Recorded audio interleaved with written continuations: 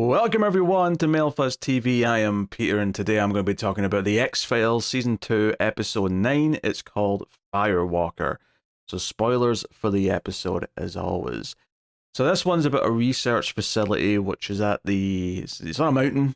It's researching the volcano and it's sending in like almost like a probe that NASA would like send to Mars but built for extreme heat to go inside the volcano and take readings and whatnot. But something's went wrong, and the base have lost contact with this outpost. The one guy who sees the footage that comes back from this probe, which indicates that at least one person is dead and something mysterious is happening, goes to see Mulder and Scully at the X-Files and gets them involved.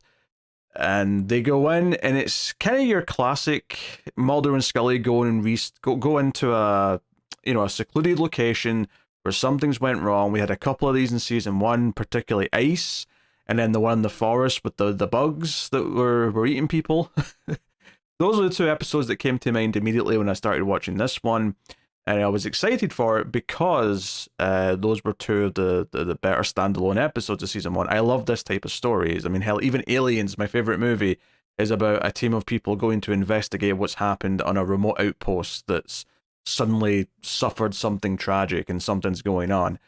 I think this episode by the end though I probably felt quite underwhelmed by, and it felt a little forgettable to me. There's some nice things here or there's some notable guest stars which I'll talk about, and there's it's not bad by any means. I think it maybe suffers a little bit from not being different enough from some of those episodes. The ending especially felt like it was almost the exact same as the bug episode, in the forest, because that episode ended with Mulder and Scully in some kind of like quarantine, and so does this one. And the way Mulder narrates the ending of this also reminded me of like previous narrations he'd done. It kind of felt like almost a greatest hits, almost kind of like podging everything together. Yes, I made up some words there, but that's okay. Which is not to say that it's all bad by any means. If anything, the opening like 15 minutes or so is probably where I was having the most fun because I didn't know where it was going yet, and I thought there was going to be maybe something else. But I think ultimately, its influence from something like Alien and The Thing is still felt. The people who are there all turn out to be infected with something that bursts out of them, not their chest, like Alien, but their neck. But it's also like an infection. So they have the chestburster style ending like Alien, but the core anyone could be infected is more like The Thing, which did feel a little bit like, oh, we've done this already on this show. I have no problem with them doing their own take on The Thing, but we did this in season 1. That was the main element I think that felt a bit samey. Everything else, like I'm down with the secluded location. I'm down with the idea that the survivors here seem to be hiding something, that there's something else going on. All that's cool, but ultimately nothing that the story did kind of got me more engaged. I kind of just lost a bit more interest as it went on. What I will say though is I'm really happy that they did not just forget everything Scully just went through. I'm glad there was references to it because I was a little bit worried that we were just going to like pretend that none of that ever happened. So I was very, very happy when Mulder early on in the episode said, hey, maybe you shouldn't come on this trip. And she's like, what are you talking about? No, I've spent enough time in the hospital bed. I need to get out there. I want to work. I want to do this. But it even comes up later. Throughout the episode, Mulder a couple of times shows a little bit. Well, there's no such thing as too much concern, but he definitely wants to protect Scully and is definitely hesitant to let her put herself in danger because he almost lost her. And I really like those moments because it really felt like, yeah, they should be there. Given how terrified he was of losing her in those last couple of episodes, it really would have felt false if he wasn't showing these signs of concern and trying to be protective.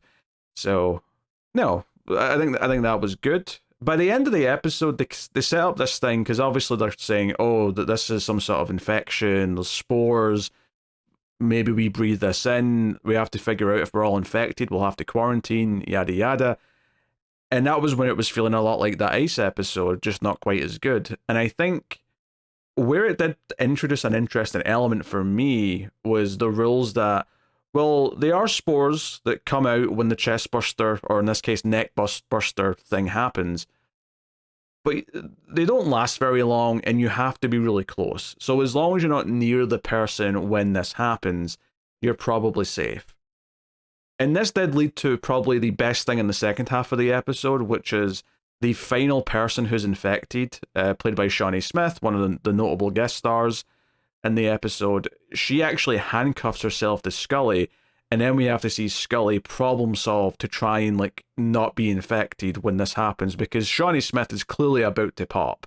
She's about to have the neckbuster thing happen. So Scully tries to uh, disconnect the handcuffs with a big hammer or something like that.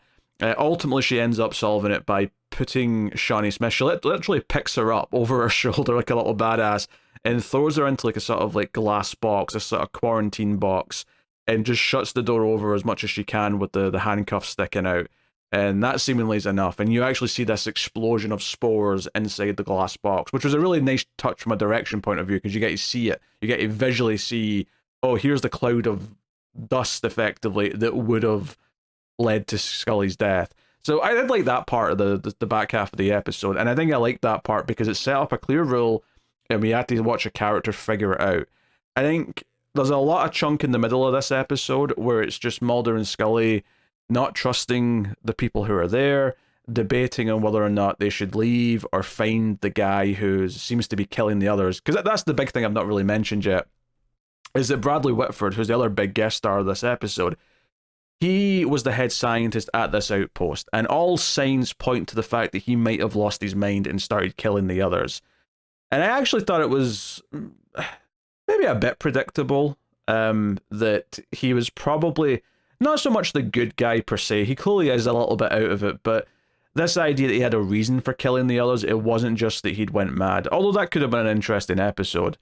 And it becomes clear as the episode goes on that he is killing the others because he doesn't want this thing to spread to the population, right? He wants to keep it contained.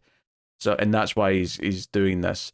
But I don't know if the episode leverages his inclusion all that much. He's mostly off camera, and he's just kind of a boogeyman that could show up at some point, but he doesn't actually do it all that much. And to be honest, the way he kind of thinks it's okay for Mulder that he's probably not infected, because he holds Mulder at gunpoint. In fact, at one point I thought we were getting weird laser flame powers, because he shoots a flare gun, but you don't see what it is that he shot. You just see this like streak of like burning light go past Mulder and hit one of the other scientists. And I was like, what the hell was that? Is there a dragon in here? And then I saw he was holding a flare gun. I went, oh, I guess that's just what a flare gun blast looks like up close.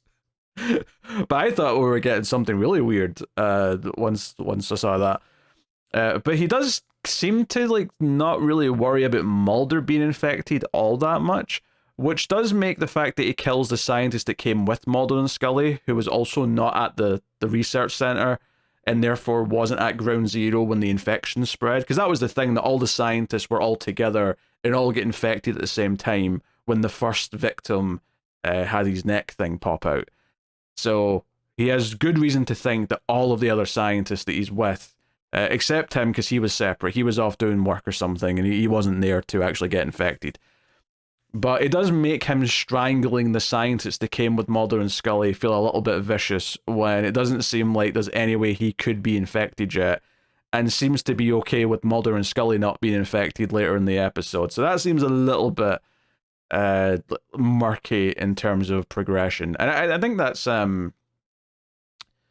also extends to Mulder just deciding to not report that he's alive. And Scully even gives him a look like, wait, what do you mean there's only two of us to evacuate? What about him? The head scientist, Bradley Whitford's still alive. And he's like, this is over. They can't do anything for him now.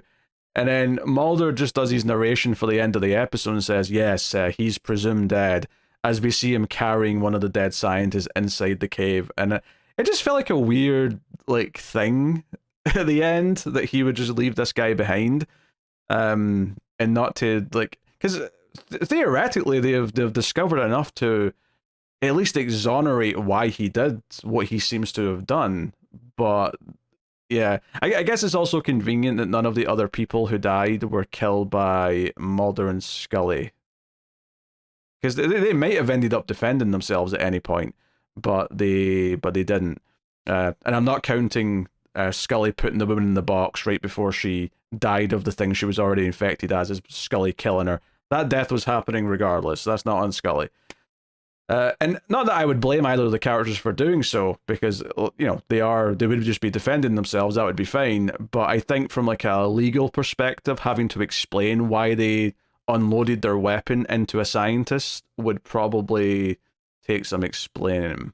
But if they can explain it for themselves, then surely they could explain it for Bradley Whitford's character. I don't know. That was a bit of a weird ending for me, was that choice. I didn't really understand why Mulder made that choice when he did. And the way he just kind of like hand waves it to Scully felt like a hand wave, and I still didn't feel like I got it. I mean, it's not a huge deal, all things considered. I think my bigger problem with the episode is probably just that a bunch of the middle of it feels like it's kind of going through the motions of, it doesn't quite have the tension of Ace, because it's not this idea that only one of us could be infected. It's more just like, okay, this one guy's died, it's pretty weird. We're going to start, there's some interesting science talk about how this is a silicon-based life form that lived inside the volcano, and that's weird because all life on Earth, as far as we know, is carbon-based, and there's something interesting about that. In many ways, this does feel like a sequel to Ace that is lesser, like it's diminishing returns, where the core mechanics of it aren't quite as entertaining. The characters they're with aren't quite as entertaining. Because I wouldn't really say I felt like I got to know any of these characters, these guest stars.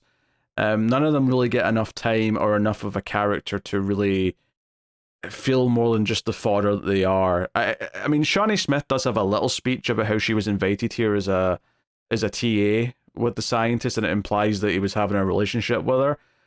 But beyond that, I mean, I don't think we learn much about any of them. Who have we got here? We got Leland Orzer. He's the guy from Alien Resurrection that I mentioned, that I recognized his face last time when I saw him coming up in this episode. He's there. He's the main one they kind of talk to at the base.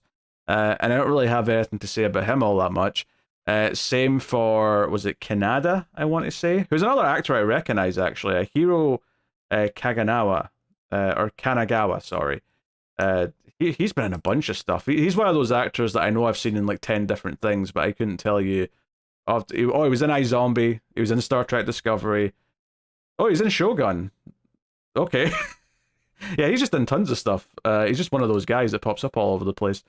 I feel like I'm still not recognizing what I'm thinking of him in, though, because I feel like I'm picturing him in a business suit in my head. I think I've seen him in something where he's wearing a business suit. But yeah, this guy's got like hundreds of credits. He's done like one episode of like a million TV shows. So it's probably that. Yeah, I don't really feel like you get to know the characters all that much, and because they're already kind of doomed, it never feels like there's a chance to save anyone, I guess. Like, it was really just all about Scully being okay by the end, which is fine, because obviously we care about her more than any of the guest stars. And that is when it gets interesting, is when she's in peril and she's like sort of fighting on her own and showing that she's capable and she can outthink the problem. That is absolutely the most exciting we get in the last half of the episode. But everything with Mulder meeting Bradley Whitford, and Bradley Whitford just sort of monologuing about what's happened and the science of man and like volcanoes or whatever he was going on about, that was just kind of like, I'm just kind of waiting for the next thing to happen right now. Likewise with them meeting the rest of the scientists when they first arrive. Like, there's a bit of spooky looking around, the lights are out, they've got the flashlights. But once they jump out and we start interacting with the characters, obviously we're building the mystery of like, oh, they're not being quite honest about what's happening here and they're desperate to leave. I think maybe escalating that and having it be more of a debate of like, they really want to leave and Mulder and Scully, to be safe, have to say no, just in case something's going on. Instead, it kind of tried to make it like a Scully versus Mulder thing, where Scully wants to evacuate right away and Mulder's like, no, we shouldn't, we should go look for the killer. But it probably would have been more interesting if it was less about we have to find this guy who might be a killer and more about oh, we're actually presenting a good debate of why we should or shouldn't leave right now, maybe based on the fact that we might have to quarantine, which feels like Scully would probably have the completely different position. I think if Scully was aware that there was anything like that going on, she would be in the side of, no, we can't go back to a mass population. We have to quarantine. We have to do this. We have to do that, because she's a doctor. She understands these things. And I think that may have been a more interesting debate. And that's not to say that I don't enjoy Mulder versus Scully when there's a good debate between them, because absolutely a lot of good episodes are about them clashing and having different opinions on what to do. And usually I get quite into that. I think here, though, it maybe just feels a little bit forced. For one, it feels like it kind of crops up out of nowhere in this episode. We don't get enough of a reason why they both feel so strongly about this particular debate to disagree. When normally I can really get on one of them's sides, or I can see both their sides and can sort of theorize about what this means, and I can get more invested, because obviously we care more about Mulder and Scully than anyone else. But here it felt more like, oh, it's more interesting if they have to be the bad guys to these other characters, but ultimately it's the right thing to do. Like, if you're going to treat these other characters as ultimately they are the threat, then I might have liked them to get to that point a little bit earlier in the episode and had it be more about the problem solving. Because once it became about the problem solving with Scully, I was quite into that scene. But that was like really late on. That was very much the last set piece of the episode. So yeah, not a great episode, but by any means. I think the other thing as well is that having them have this disagreement so quickly and immediately having her be skeptical of something. Although, to be fair, she does kind of turn around as soon as they get some evidence, where she sees some proof that this is like, there's like, I think it's something in the guy's lungs that suggests that whatever was in there was a silicon-based life form. And she's like, okay, I I rescind my take that this was impossible, that there might actually be something to this. But they kind of go immediately back to the Mulder believes something instantly and Scully's reasonably skeptical about it. And it almost feels like they've bonded so much over these last episodes that maybe having them try to meet each other in the middle a little bit quicker, or have a slightly different dynamic, at least to start with, just because, yeah, we're right after all that, and it feels maybe like we shouldn't have them. Because I don't feel like they would. It's not so much that they would have different worldviews after what's happened recently, although Scully might a little bit. But it's more that I just don't feel like they would want to fight right now. I feel like they're so happy to be reunited that it feels weird to have them not bicker, because they weren't bickering, but I guess it's just something that, as much as I'm praising it for at least addressing that, hey, this all just happened. Maybe we have second thoughts about her being there, or Mulder does at the very least. Scully has to sit and say, no, I want to be here. I do really appreciate that they did that. But maybe having their dynamic be a little shaken up as well would have been cool to sort of, do something with that. I don't know. At this point, I'm just kind of like theorizing things that may have given it a bit of extra space. Ultimately, the mystery of what happened here and the horror that comes from it, I don't think is as good as the previous episodes that have had the secluded location with something deadly, whether it be the parasite of Ace or the bugs of what was that episode called? It was like Dark or Lights Out or something like that, because they came at night. Yeah, it's a bit weaker. It's not a bad episode though. It's still relatively easy to get through. The show's had worse episodes for sure, but I think it's a combination of having reasonable expectations, because I really like this premise, broadly speaking, but also just maybe being on a bit of a high from like recent events, and this is a bit more of a come down episode in a lot of ways. Although I certainly understand wanting to do a good old fashioned X-Files episode, but we've not really had that in a number of episodes because of everything going on. Let's have a look and see what's coming next time on X-Files. We've got an episode called Red Museum.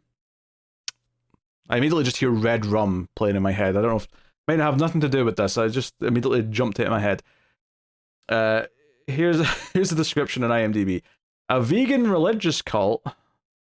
Did the word vegan exist in 1994?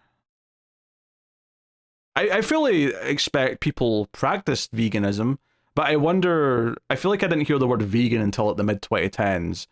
So I'm wondering if the word existed before then, or if vegans were just called vegetarians that were, just had the extra rules. I don't know. Feel free to chime off in the comments about that. Anyway, a vegan religious cult is accused of kidnapping local teenagers for some type of ritual. Mulder and Scully begin to suspect a different kind of conspiracy is at play when Scully sees Deep Throat's killer in town. Ooh, okay, that last little bit definitely gave it a bit of space. Like I said earlier, there's a bit more space to that description with that last little hook at the end there. Interesting. I feel like if vegans are sacrificing people, it kind of defeats the whole mantra of being vegan in the first place, which is not to harm living creatures. But of course, that may not be what's actually happening. So it just says people suspect that. So we'll see what happens next time on the X-Files. But that is my thoughts. Thank you very much for joining me for this week's X-Files. I do appreciate it. This is going out like a weird time on Sunday, which is a bit later than normal. Basically, there's just more going on right now because there's multiple new shows I'm covering, and there's a binge watch show, Fallout, dropped on Amazon, and I'm doing all of those, which is messing with the schedule a bit. So this week and next week will probably be a little bit weird as far as times go. But thank you very much for joining me. I always appreciate it. Keep watching TV. And of course, you can support everything over at patreon.com/MailFuzzTV and help keep the lights on. I almost forgot to plug the main revenue source. Thank you very much for joining me, everyone. I'll see you next time. Have you got any vanilla?